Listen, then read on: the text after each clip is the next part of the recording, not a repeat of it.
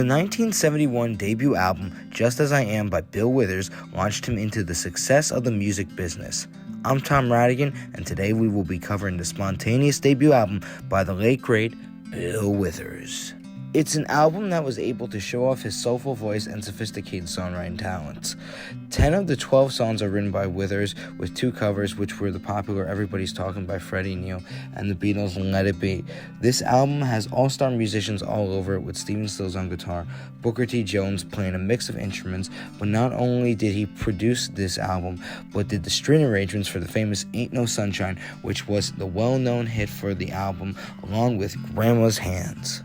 The opening track of the album starts off with a funky 1970s groove with a song called Harlem. It's a good intro before we hear the well-known Ain't No Sunshine. When you listen to the eerie guitar riffs on Ain't No Sunshine by Withers and Stills, it focuses on a sinner who can't seem to find his girlfriend and is lonely without her. Withers claimed he wrote this song based on the movie Days of Wine and Roses. This is what Withers had to say about the impact that the film had on him. They were both alcoholics who were alternately weak and strong. It's like going back for seconds on rat poison. Sometimes you miss things that weren't particularly good for you. It's just something that crossed my mind from watching that movie, and probably something else that happened in my life that I'm not aware of. The string arrangements by Booker T brings a melody that adds to the tragedy of how the sinner feels. The song was able to make it to number 3 on the Billboard Hot 100. This song got Withers a Grammy nomination for Best Male Pop Vocal Performance and earned him a Grammy for Best R&B Song.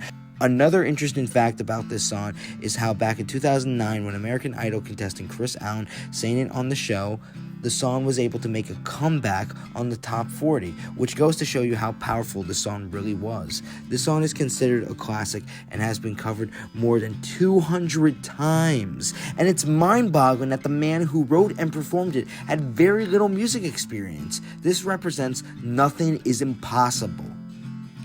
A song like Grandma's Hands focuses on the important role Withers' grandmother played in his life. And when you hear the song, the first thought is, yes. I mean, what a song. What can I say about this song that hasn't already been said? It's bluesy, soulful, deep, and authentic. You don't get much more real than that, and this song really stays true to one's roots.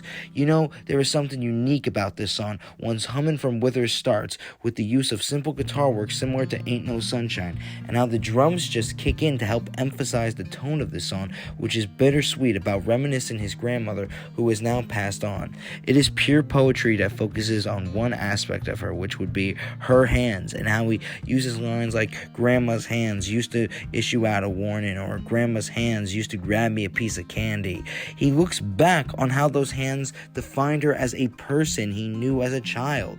This song is an homage to a role model of someone who is no longer around and will never be forgotten. With the love of a family member, Withers was able to create that soulful classic. However, it is a shame it only made it to number 42 on the Billboard Hot 100. A song that for me is a real earworm would be Sweet Winomi. What was interesting about Withers' choice of topics was when he wrote his songs, he was basing these experiences on speculation and not that much on personal experience when it came to love, due to the fact he was in the Navy for 9 years. He might have not lived what he was writing, but he could feel it. And a song like Sweet Winomi represents the love and affection you have for someone else, especially with the repetition of Sweet Winomi resting in my arms. The melody brings a mood of joy and happiness. The song captures beautiful imagery with lines like a room with soft satin pillows, crackling fireplaces keeps us warm. This is also a track where you can hear Stephen Stills' guitar really carry the song. What I love about Withers is his change of emotions in his songs. Like, you hear a song about loving someone with a song like Sweet Winomi, and then the mood switches when a few tracks later you hear a song like I'm Her Daddy. This song has a dark feel about the man in the song who reconnects with a woman named Lucy that he had a one-night stand with, and finds out she had a 6-year-old daughter that he is the father of. The man in this song is upset by the news that he isn't in her life and wants to meet her. The instrumentation brings a bluesy vibe of depression depression due to the fact he has no connection with her, yet seems to want to be in her life. He has a lot of questions about how she is living. The line, "Did you give her one of my pictures?" makes him curious if she knows anything about him. The way Withers delivers the line, "See that man, that's my daddy," brings a lot of heartbreak and trouble in his voice, realizing this major event in his life, and even how he says, "You should have told me, Lucy," makes us realize he wants to be involved, and also makes us wonder about his love for Lucy. I love that each song has a distinct mood and is not all about love. I do happen to appreciate and am fascinated by the dark songs of love like "I'm Her Daddy," but I find the disturbing song "Better Off Dead" very interesting. This song is about a man who has an issue with alcoholism, and his wife decides to leave with her kids. He mentions how she tried to help him, but he couldn't stop with his bad habits, but he realizes he doesn't want to live without her. He focuses on her unhappiness with him. A line that emphasizes their tough marriage would be, "She'd sit and cry while I went and pawned the things we owned." What I love about this song is that there is a clear story that could be a movie or a play about a struggling married couple. I also love how Withers, who was not married at the time and wasn't married previously, would be able to capture a dark situation that could unfortunately be the case for a specific family. I absolutely love the dark choice of symbolizing suicide after ending the song with the sound of a shotgun after the line, "She's better off without me and I'm better off dead." It also is a different and interesting way to end an album, especially a debut. This album was able to help Withers receive a Grammy nomination as Best New Artist in 1971. This album was able to reveal to the world who Bill Withers was and was able to be the start of something new for him and the rest of the world. Not bad for someone who had little music experience prior to this album.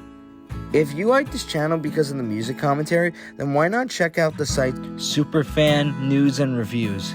It's a site where music-loving fans can add commentary on their love of a favorite album, band, or singer. I have already posted 6 articles, with one of them being about the topic of this video. And I also encourage that if you love music just as much as I do, then you should definitely check the site out, create an account, and submit a post. Well, that's it for this video. See you next time, and bye. And I know. I